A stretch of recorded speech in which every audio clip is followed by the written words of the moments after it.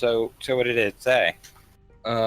Something about the rabbit and like how this doesn't stump us too hard. I don't know, it's fucking babble talk. You already forgot. To our rabbit acquaintance. We're taking a walk in the park. Hope it doesn't stump you too hard. I got it. We need to go to the local park. In fact, there is a local park. Holy shit, I'm right. Alright, well, let's head to the park and look for a stump. You find yourself at the edge of the park. It looks like the gate is slightly ajar. You see a lot of trees. You see a lot of benches. It looks like a lot of foot traffic. You see a building in the center of the park. I hate to say it. It'd be useful if Topher was here. Why so. do you hate to say it? Yeah, I know, what's up with that? it's complicated. Keep your eyes peeled. Maybe look for a stump. Might be literal, might not. Seeing all these trees reminds me of my time before I met you guys. Nice. That's all. Yeah, you're not going to tell us a story? Nope. As you get closer to the building, you notice that it's more like an open plaza, like a forum inside. And it seems like there's some sort of display in the dead center of it. And as you go in, you notice that it's actually a stump. And on it, it says, the breaking ground of Northern Liberty Park, the first tree that was ever planted, gone but not forgotten. And then under it, written in what looks like red pen, it says, knock on wood. Wonder what that means. I just saw a knock on the stump. Well, wait, hold up. It might be that knock that they did at the safe house. Oh. Yay. Badger, you remember? Yeah, it was. Dun dun dun dun dun. It was the Terminator theme. No, it was dun dun dun dun dun dun dun. As you do that, some mechanisms whir to life, and you notice that a small spiral staircase around the stump sort of sinks in. It leads to a small shaft that you guys walk through. It opens up into what looks like the sewer system. On the left and the right is the sewer system, but in front of you it looks like a door. That's a door. I'll look at Badger and look at the door. Just, look between him and the door. You want me to smash it? No, the knock! Dun dun dun dun dun dun dun. Small latch opens up on the door. What's the password? Oh fuck. The rabbit. White rabbit. Close enough. Close it, opens the door. You see him say, Bordeaux, visitors! As What you the walk fuck through, is this you guy? notice that it's like a little small little city down here. There's some guys here drinking beers on ledges, and people playing cards, sharpening weapons, loading guns. It looks like you stumbled onto one of the Zentarim's guild hideout. And so from the third floor, you see a woman wearing a red scarf that climbs down a rope ladder and then just meets up with you guys. Bordeaux. Yeah, it's Bordeaux. Oh, thank God you're alive. Is Banner okay? Yeah, we got out of there. My big fella there, he didn't really make it quite well, but he held them off as long as he could. We took the secret entrance on the bottom near the kitchen. We were able to get out. I'll be taking it back now, if you don't mind. What, the ascot? Yeah, she just wants the ascot. Well, I hand the ascot to her. Seducer. I seduce. All right, what pickup line would you like to say to try to woo Bordeaux off of her feet? This is a nice ascot. Nice. She goes, why, thank you. Not many can really appreciate this fine article of clothing. It's from the old times when people were a little more different. We used to like have more Scooby-Doo. uniqueness than synergy. And then she walks over to one of the other tables. She pulls out what looks like a red, or more like a rusty red color, not as scarlet as hers, but pretty red-orange. And she ties it around Bosley's neck. She gives you a wink while doing it. Nice. You got her. That's how it's done. Yeah, she goes, I can appreciate a man who's into the finer things of life. I got a cool ascot. You do. You have a cool-ass ascot, which will give you +1 to armor class and +1 to intimidation and persuasion of the opposite sex. Nice. Oh, lady killer. All right, so she walks you through. She's like, "We got a lot of stuff here. We got discount ammunition. We got some weapons and leathers. We got some food. You need to fill your belly. I could take you over to Banner if you'd like. We're holding there too. We thought of going to the hotel, but we already heard the news, so that was a little compromising. So if you guys want, you can stock up here, and then we can go talk to her. It's up to you." I already have everything. Let's just go to her. She takes you over. She takes you down, deeper in through the chasms. It looks like there's like separate rooms. Opens one up. It's like a steel room. Has a makeshift bed and has a table with a small lamp on it with looks like some sort of food. And you notice Banner that's sort of sitting in the chair reading another book. She looks up and she brightens her eyes. She's like, "Oh, you made it! God, I thought you guys got killed too." I want to kind of just be a little bit like, "Oh my God, you too!" And I kind of run and hug her and be awkward about it. All right, she sort of just sits there with her arms at her side, and you hug around her. She's looking at you like, "Whoa." I'm used to getting this reaction. So what happened?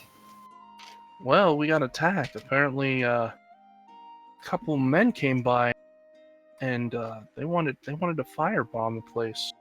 They threw Molotovs through the windows, and gas grenades, and all kinds of stuff. And then Bordeaux sort of like sits at the frame, crawls there, says, "Yeah, no doubt some custodian hires. A couple local militiamen think they can get tough, get some real money." But Yeah, speaking of, getting attacked, I got attacked in the middle of my, slumber. I heard. I figured the inn would be safe soulless. But apparently whoever's pulling the strings is willing to risk a lot more than just men. To piss off the Zentarum is asinine, if you will. What do y'all plan on doing? We need that disc any means necessary, so we're looking for all kinds of plans. One that hopefully doesn't get us in a fight with a small army again. And Banner realizes, she's like, "Oh right, the keystone. We gotta figure out a way to do this, but I don't know if we could do anything now. Those custodians are probably all over the place looking for us. We're gonna have to spend the night and relax a bit." So Let me go back to sleep, please. yeah, so Bordeaux, she takes you next door, and there's actually a room filled with a couple of bunk beds. There's some what looks like some wrapped foods and things like that, like snacks, like jerky and long preserved foods, things like that, hardtack bread. And she says basically, this is where you sleep. Bathrooms back over yonder. If you want, you can hit our shops. We'll give you a small discount as a condolences to the attack that happened on you. Other than that, doesn't Tarn welcome you to our humble abode? Closes the door. So, Oslo, why don't you tell me a story from when you're on ships? You dry dock any girl's poop deck on your boat. Oh, I get it. Yeah, what was it like living on a boat, Oslo? It was cool. I liked living on a boat till it broke it during a storm. Then I didn't really like it that much. Was it a storm? Yeah, dude, there was this giant ass storm. Broke my ship and I washed ashore at that town. Damn, that's awful. Yeah, it's pretty shitty. What were you doing out there? Were you a pirate or were you... Yeah, I guess you could call me a pirate. Like, they took me in when I was a youngin', and just basically went along with the flow. So, yeah, I robbed a couple people and stuff, but I'm a good guy. As you guys talk and discuss, and have some nice bed talk, you all start drifting to sleep one by one, and then it's the next morning. You're woken up by what smells like a feast going on. Bordeaux knocks on your door and brings you all plates of what looks to be roasted boar. Breakfast in bed! Sorry. Morning. She basically says, like, "Okay, now after you all eat this, we're going to meet up in the bar near the entrance where you saw those guys playing cards, and then we're going to head our way over to the museum." To the museum. So when you go into the front of the museum, there's a very front plaza, somewhat like a visitor center. Tells information about the museum, what they house, what the mission is, and things like that. They have all these different rooms that have a lot of display cases and information. Banner tugs all of you along, and she says, This is the pinnacle of the history achievement that we've amassed so far. And she forgets that she's supposed to be talking with the three chiefs, and she ends up giving you a small tour on the way there. She goes, oh, this is the history of 29, when there was a great fire in the brimstone. And here's the history of 35, when the Torrents built the first water electric dam. And here's the Great War. And she'd show you relics of all the Great War. Interesting. And then as she walks you all into the executive room, there's actually 3 people sitting there sort of arguing a little bit. Mostly, you can hear them talking about how Banner disappeared. You all bust in, Banner busts in, and they all just look at her shocked. There's a big, stout guy, very, very muscular, sort of looks like John Cena. You have what looks to be a very preppy gentleman, very young of age. Looks like he has a tie, has a comb over. Looks like he's a trust fund kid.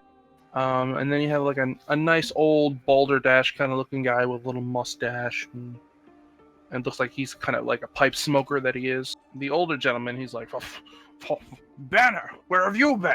We've been looking all over for you. And she just goes, she's like, I'm sorry, but I had to go into hiding. I think you can all understand why. I'm guessing you're all talking about what happened last night. And then the big guy's like, what happened last night? What happened last night was ridiculous. How the hell do we have rumors now that the custodians are in town? It's just unheard of. And now it's just throwing me on a loop. The older gentleman's like, custodians? What an abhorrent rumor. There's no custodians. There's no problem here. Excuse me, sir, 1 second. There is absolutely custodians, and I don't mean to be, intrusive in this conversation, but they killed all of our families, so it's kind of, Yeah, the slender kid, the slender gentleman in the suit is like, he goes, he's right, Chief. It's not safe to say that there's no actual influence of the custodians in our town. What's to say that not one of us in this very room is part of the custodians? Ooh. I've been running this museum since you were in diapers. I know better than anyone that I can make sure everyone here is crystal clear that we do not allow the destruction of history. He's obviously the fucking custodian. I don't know, the young guy. Can't we just kill one already? Sorry for the chief's burst out. I'm Canto Castellanos. I'm one of the beneficiaries of this museum. My family's been giving to this place many, many generations. The chief, also known as Jaeger Machina, he has been, of course, with us since before my time. My father employed him. Yeah, right. And you better watch who you're speaking to like that. He goes, right. And then that's our chief of security. That's Jean Gerard. How's it going, Gene? What's up? And right now we're trying to discuss what's the best course of interest in why our little fair town is getting harassed by these hoodlums. It's because you're in possession of one of the chips from the Rainbow Project. That's what the custodians are after. Well, he's like, the Keystone. Why would they want the Keystone for? Obviously, Gene, to reactivate the project, of course. Whatever it may be. You guys don't know what the project is? No, we've heard speculations that it's a weapon or some sort of beneficial utopia or maybe a way to the outside world. But, stories and things here and there, but no one knows for sure, and everyone's too scared to push the button. I don't know why we have to push the button. I mean, we're all living nice and content. We can make our own history. Forget about the past. We only remember what we have. Don't have to dig anymore. Well, just to be safe, I mean, if you guys don't mind, we could just take the Keystone off you for protection and bring it back when all's said and done, and the custodians are no longer on the case. As much as I'd like to do that, the problem is that it belongs to my family, and I don't know if I really can trust, an old piece of history to you. That's fair. Well put, Kanto. We need to preserve the history that we have. We can't go giving it away like sweets. So, okay, can I talk to my friends for a second? Do as you like. You guys go back through the double mahogany doors, and they're very heavy doors, so you know that the noise is not going to get through, but you still hear them bickering back and forth. And Banner, she stays behind to sort of talk with them as well. All right. I want to look at everybody and say, One of these three is working for the custodians, alright? I just want to get everybody's read on it. What do you guys think? I mean, it's obviously the old guy. Oh, you say the old guy? What about you, Pinky? Yeah, I think it's the security chief. Okay. And I think Ace fucking getting us killed. What? It's Why? not me. Tell them exactly what they need to know. That is true. We should maybe hold some cards a little close to the chest. I mean, we came here to discuss us taking the Keystone. I know, but you dropped the Rainbow Project and everything. Let's just say if Toffer was here, he probably would have gave you shit, but we're just going to let it slide. Yeah. Now I get why he's angry at you all the time. I think it's that whoever said it was his family's. The young guy? Yeah. Maybe if we can get one of them by themselves and kind of grill him hard. How are we going to grill him? You say kill Yeah. him? No, Oh, grill him. Maybe we can tell him there's a security risk. Is that a door to the outside right here? Yeah, that is. All right, I Out want to the courtyard. to walk over and smash one of the doorknobs. Okay. What are you gonna smash it with? My hatchet. Is there anyone Alright. around to see? Yeah, My there's a couple goodness. people around. Some people are eating, and other people's are reading some Well, literature. my thought was break the thing and tell a security guard that the door's broken and we can get him by himself. But if there's people, Well, I mean, if Yeah. we're gonna do that, we should probably cause a distraction of some sort. How about we just shoot a gun? Yeah, no, I don't know about that. oh, I got an idea. Ace, go to the other side of the room and play a song. Oh, okay. Or actually, no. I'll use my ventriloquism and make a sound like somebody's like shaking a door, like banging on a door. So people like see the noise and there's an attention made, and we're not by the door. So you have to ventriloquism a door being knocked on and fooled and messed with. Yeah. Let's hear it. I don't know. That's perfect. Tell me it worked. Try as you may, no one really listens to the noise or cares. All right, what if we just straight up lie? We just poke our head in and say that the door is broken. All right, as you open the door, you sort of hear him just discussing things. You hear Gene going, we need to up our security. We only have a couple of guards with pistols. We might need rifles if they decide to storm the place. Poke my head in and say, sorry to interrupt. Gene, could you come with us for a sec? He looks at you, he's like, I'm in the middle of something. I think you're going to want to see this. What is it? It's hard to describe. Roll for persuasion. What's your persuasion? 3. All right, he sort of rolls his eyes like, look, this better be good. You have my attention barely. So he gets up, but he looks over here. He's like, I'm serious. We need more security in case they come in here. We need to tighten up. That won't be necessary. So he comes over. He comes into the room. He's like, yeah, what's up? Yeah, listen, there's actually nothing. Let's get that out of the way right away. We're kind of suspect of your bosses there. We trust you. Trust me with what? Exactly. Are you accusing them of something? I'm not accusing anyone of anything. It's just, there's a reason they don't want to up their security. Yeah, I do it because I'm the chief of security. They don't because it means that it's more money out of their pocket. You gotta weigh it this way, right? Like a couple more guards versus losing all their artifacts. They're not a museum anymore. They're just an empty building. You know what I mean? Of course, they're willing to spend more money to save money. They don't want to do it because... Is there a point to this? Yes, I'm trying to come up with it as I go. Look, we've we've been through it with these assholes before, and we've got some experience on our side, and we can help you shore up security here, and help keep on lookout. So you're looking for a job? Yes. He's like, no, I'm looking to protect the Keystone from the custodians. I think we all are, but we all have different intentions of doing it. Banner's in there saying that we should entrust it to you. But we can't trust it to you if Castellano doesn't want to give it to you. Then we have Jaeger there just, fidgeting with his mustache, not believing that anything will happen at all. So we all have 3 different conjectures on what to do. Do you really think that neither one of them is a custodian informant? He says, I can't make that call without evidence. And he walks back in. I said we should kill them. That's what I said from the beginning. It's funny how the guy who's the doctor and the religious one's like, let's just murder him. Hey guys, never mind. I like you guys. I love you. Let's make peace.